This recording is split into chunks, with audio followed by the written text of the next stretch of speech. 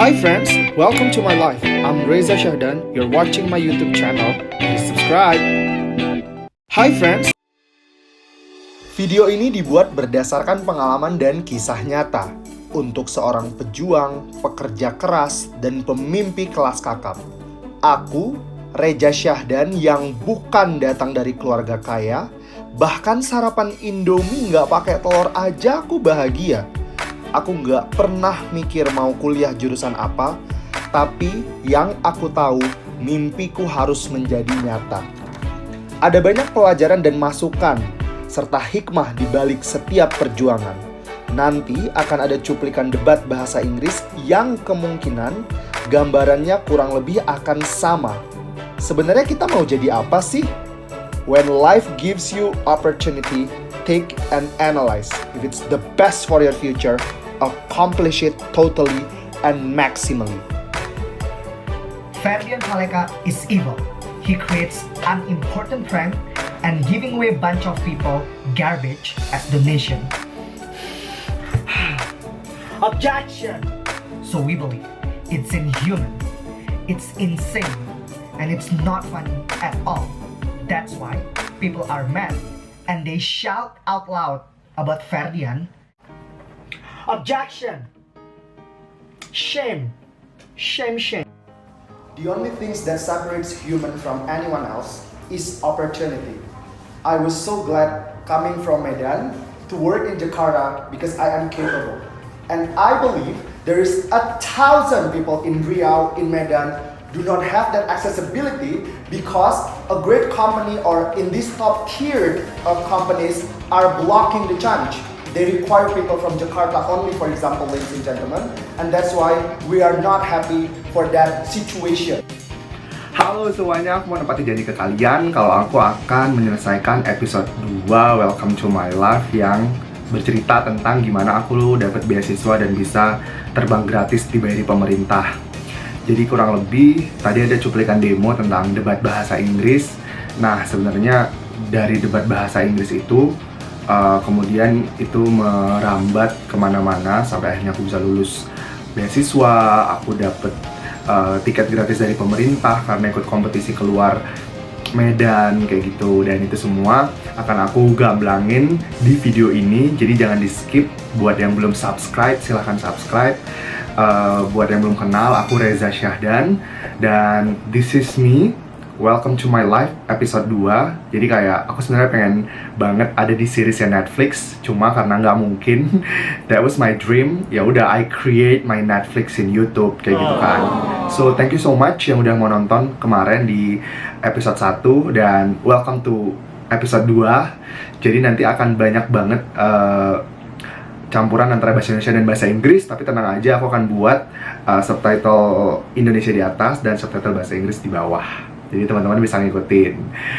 Oke, satu hal yang teman-teman harus tahu bahwa aku itu tidak bisa bahasa Inggris sama sekali waktu zaman SMP dan zaman SMA. Aku les bahasa Inggris supaya aku bisa memperkuat skill aku di bahasa Inggris karena kebetulan kayak aku pengen banget jadi orang yang bisa bahasa Inggris. Karena isu-isu yang bilang kalau kita nggak bisa bahasa Inggris ya kita nggak akan bisa kerja di tempat yang bagus, which is really true. Makanya aku belajar bahasa Inggris dan akhirnya aku join ke komunitas debat. Dan di komunitas itu bahasa Inggris aku berkembang dan akhirnya aku jadi sering ketemu orang banyak, ketemu orang-orang dari luar lingkungan aku, terus dapat pengetahuan baru, dapat value baru juga, melihat dunia dari sisi lain, terus juga in touch sama orang-orang secara intens, belajar komunikasi, belajar public speaking. Karena waktu zaman aku STM perkapalan dulu ya, aku tuh sebenarnya bukan orang yang pintar public speaking, ya aku cuma orang ya mediocre biasa, pelajar meskipun siswa teladan, tapi ya bahasa Inggrisnya nggak jago-jago banget. Dan akhirnya aku menemukan passion aku di bahasa Inggris dan aku belajar bahasa Inggris sekeras-kerasnya, sekuat-kuatnya supaya aku bisa bahasa Inggris sampai akhirnya aku lumayan lancar sekarang ngomong bahasa Inggrisnya. Like, ladies and gentlemen, I'm Reza Shahdan, I'm the positive team from SMA, from ya kayak gitu misalnya. Jadi aku ingin share ke kalian sebenarnya gimana sih proses awal aku bisa masuk debat bahasa Inggris. Jadi prosesnya aku belajar bahasa Inggris dulu. Oke, perjalanannya panjang ya, dari aku debat bahasa Inggris dan lulus beasiswa. Jadi aku belajar bahasa Inggris dulu. Buat teman-teman yang penasaran gimana cara aku belajar bahasa Inggris, adalah yang pertama, kalian harus tahu setiap belajar itu kita butuh wadah yang tepat. Nah, makanya aku itu nyari wadah yang tepat, yaitu les bahasa Inggris. Jadi waktu itu aku nyari les bahasa Inggris yang dekat-dekat rumah supaya aku bisa nge-exercise my English, and at the end aku dapat wadah untuk I can speak English to other people, I can utilize everything in my power to use English, kayak gitu-gitu, dan I can improve my English every day. Jadi aku yang pertama adalah nyari wadah ya yang tepat, karena aku udah punya intention yang kuat. Jadi basically niat dulu sih, niat and motivate yourself, karena the most incredible actor yang bisa memotivate yourself ya, despite ada family, ada keluarga, ada pressure, ada cerita lucu di balik itu, dan banyak juga hal yang mungkin bisa memotivasi kalian. Misalnya kayak aku nih, aku pernah punya cerita lucu. Jadi waktu itu aku baru les sih, dan aku kan, mama aku tuh jualan di pasar atau di pajak kalau di Medan. Jadi ada tukang ikan yang dia bisa ngomong bahasa Inggris ke orang bule yang beli ikan gitu. Dan aku itu amazed gitu loh, masa orang yang dagang ikan bisa bahasa Inggris, dan aku yang punya niat banget pengen bahasa Inggris dan mulai belajar nggak bisa. Jadi kayak pressure yang bentuknya motivation gitu datang di diri aku, dan aku kayak ditampar gitu loh sama reality kalau aku juga harus bisa bahasa Inggris. Nah, pengalaman lucu yang kedua, ada seorang dokter. Waktu itu ini udah agak-agak lama lah bahasa Inggrisnya ya. Jadi kayak aku tuh out of nowhere aja, jadi diperiksa, katanya perut aku sakit, terus kayak aku nge-rolling my eye kayak, why? Aku bilang gitu. Terus dia jawabnya pakai bahasa Inggris. Yes, it's because bla bla bla bla bla. It's because bla bla bla bla. I was like, kayaknya aku cuma bilang why deh. Kenapa dia jawabnya sepanjang itu? Jadi motivasi dari faktor eksternal itu juga penting. Nah, jadi aku udah nemuin wadah, udah nemuin intention, udah tahu motivasinya apa. Terus aku join community. Jadi join community ini adalah salah satu faktor yang keren banget juga menurut aku, buat teman-teman di luar sana juga yang nggak harus bahasa Inggris, apa aja, mau renang, mau futsal, mau bulu tangkis, mau sepeda, mau repala, mapala, pecinta alam, mau menari, nyanyi, drama, teater, whatsoever, itu udah ada komunitasnya. Jadi sebenarnya world serves us the community, it's just us to choose, kayak gitu loh. Jadi kita tinggal pilih apa yang mau kita masukin, dan kita tinggal belajar ngembangin value kita.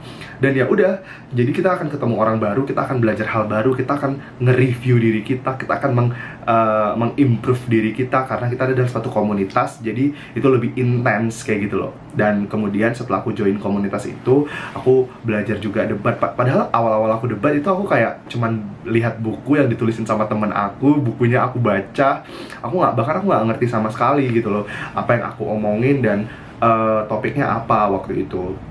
Tapi karena kayak aku ngerasa ada klik gitu loh. Ngerti gak sih kalau kita dalam suatu komunitas atau dalam suatu event atau dalam satu peristiwa kita udah klik, kayak oh kayaknya aku harus belajar deh, karena aku bisa, aku percaya aku bisa. Karena kalau di survei ya, kalau misalnya kita survei public speaking sama ular, itu ternyata banyak yang lebih takut sama public speaking ketimbang ular, kayak gitu loh. Jadi sebenarnya cara kita membuat diri kita tuh semakin berkembang itu adalah kita udah tahu wadah yang benar, kita udah memotivasi diri kita, dan kita harus tahu juga komunitas kita, kayak gitu loh. Itu yang pengen aku bilang ke teman-teman. Dari seorang Reza yang sama sekali nggak bisa bahasa Inggris, yang debat pertamanya ditulisin orang, akhirnya dia berkembang untuk belajar debat bahasa Inggris, karena memang pembahasan di debat itu menarik ya. Menarik dalam artian kita bisa jadi orang yang open-minded, kita bisa jadi orang yang punya critical thinking, kita jadi orang yang bisa punya point of competition yang baik, positive point of competition. Kita juga bisa jadi orang yang pengen belajar terus, kita bisa jadi orang yang ingin membaca terus, kita jadi orang yang ingin tahu apa yang terjadi sama Indonesia dan dunia. Jadi itu membuat aku jauh lebih thrilling gitu, nggak sih, ngerti nggak? Makanya aku terus belajar debat, dan sampai akhirnya aku pernah ada di satu kompetisi. Waktu itu aku kalau nggak salah satu kompetisi sama Irma Ade, nanti aku kasih fotonya di sini, di UMSU. Untuk anak Medan pasti tahu lah UMSU, di Universitas Muhammadiyah Sumatera Utara. Dan kita waktu itu kalau nggak salah sih ada 3 prelim kita.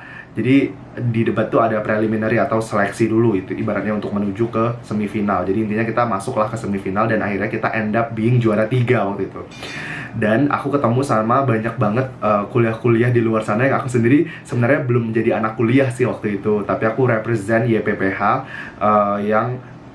yang bisa merepresent instansi gitu loh. Jadi YPPH itu instansi tempat aku belajar les kayak gitu.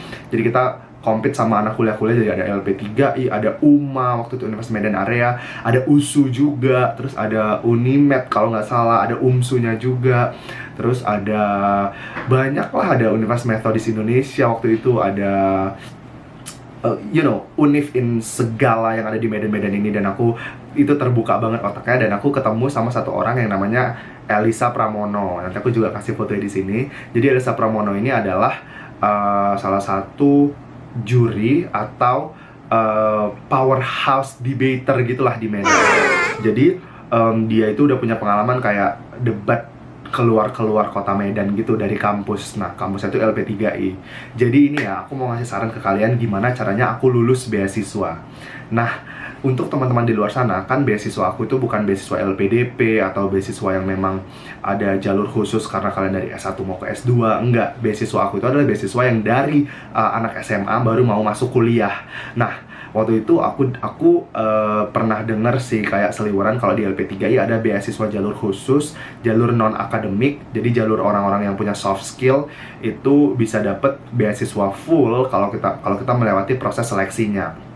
Jadi untuk teman-teman yang pertama adalah you find the relevance dulu. Find the relevance maksudnya cari hal-hal yang relevan sama kalian. Misalnya kalau kalian jago main bola, main futsal, terus kalian mau nyari kampus-kampus swasta yang ngasih beasiswa, ya cari aja kampus yang memang sering nge-represent kampus mereka untuk lomba futsal. Ngerti ya? Jadi kayak kalian itu udah punya skill kalian akan jadi feedback buat mereka untuk tetap berprestasi di jalur yang mereka memang sering lakukan kayak gitu. Sama kayak LP3I, mereka sering banget ikut jalur bahasa Inggris, debat bahasa Inggris, makanya mereka butuh siswa-siswa yang bisa bahasa Inggris untuk dikasih beasiswa gitu. Jadi aku udah dapet relevansinya nih ya. Nggak harus sepak bola, misalnya nyanyi, misalnya kalian jago nyanyi, kalian jago masak, kalian jago nari, kalian jago pidato, kalian jago ilmiah, ilmuwan, nemuin apapun itu yang sifatnya scientific, itu kalian coba cari relevansi dari kampus-kampus di luar sana, cari jalurnya, cari komunitasnya, cari informasinya, baru nanti kalian coba ikuti seleksinya. Itu yang aku lakuin. Kemudian setelah aku cari relevansi dan informasi, baru aku temui PIC. PIC itu person in charge. Ngerti nggak sih kalau di setiap kampus itu biasanya punya PIC yang bisa ngasih kita jalur ke kampus. Jadi kayak mereka adalah bridging, mereka adalah jembatan yang bisa membuat kita masuk ke kampus itu. Waktu itu yang buat aku masuk ke sana adalah Elisa Pramono. Terima kasih Pram, panggilannya Pram waktu itu. Dia orang yang super rapi, super fashionable, super proper, karena dia di mana-mana pakai dasi, pakai kemeja tangan panjang, tas merah mudanya yang kemana-mana itu ya, jadi tas koper merah muda. Terus ternyata dia juga orang yang baik ya. Kita berasal dari tempat yang sama. Dia di Canang waktu itu, aku di Belawan, dan dia kayak pengen support aku kuliah. Dia juga tahu perjuangan aku waktu aku sering masuk 3 shift jadi buruh kasar di Canang waktu itu di di pembangkit listrik. Nah jadi aku sempat datang ke rumah dia. Dia adalah anak seorang pastor, jadi rumahnya itu rumah gereja gitu. Jadi kita beda agama, dan aku sebenarnya banyak belajar agama juga sih dari dia. Despite of that, dia mau nolong aku untuk masuk beasiswa. Jadi dia kasih informasi kayak kumpulin semua sertifikat. Jadi buat teman-teman di luar sana, anak SMA atau anak kuliah, meskipun kalian merasa sertifikat itu nggak penting, cuma untuk dikumpul-kumpulin as a formality, you guys are wrong. It's really important. Jadi kayak kumpulin sertifikat kalian, pastiin dia ada di tempat yang rapi, ikuti semua kegiatan yang memang relevan ke kalian dan relevan ke tujuan kalian. Dan itu aku udah kumpuli. Akhirnya aku ditemui sama rektor ya di LP3I waktu itu. Akhirnya aku ketemu, interview, dia di luar, aku di dalam. Ya interview juga aku ceritain background keluarga. Waktu itu aku udah tinggal sama mama aku jualan nasi ya, jualan nasi sayur waktu itu. Bapakku udah meninggal, dan mungkin dia impress ya sama anak yatim piatu yang ingin berjuang dari kampung kuliah.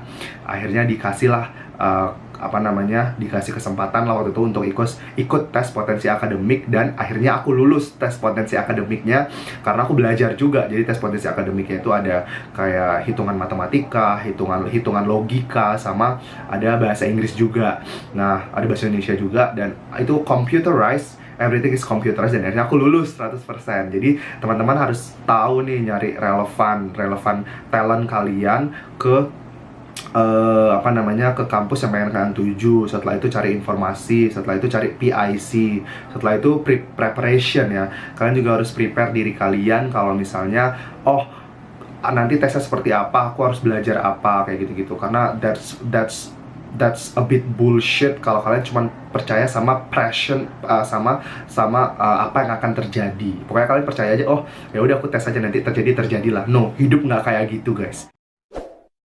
Kalian harus ikutin cerita selanjutnya di part 2. Jangan lupa subscribe ya.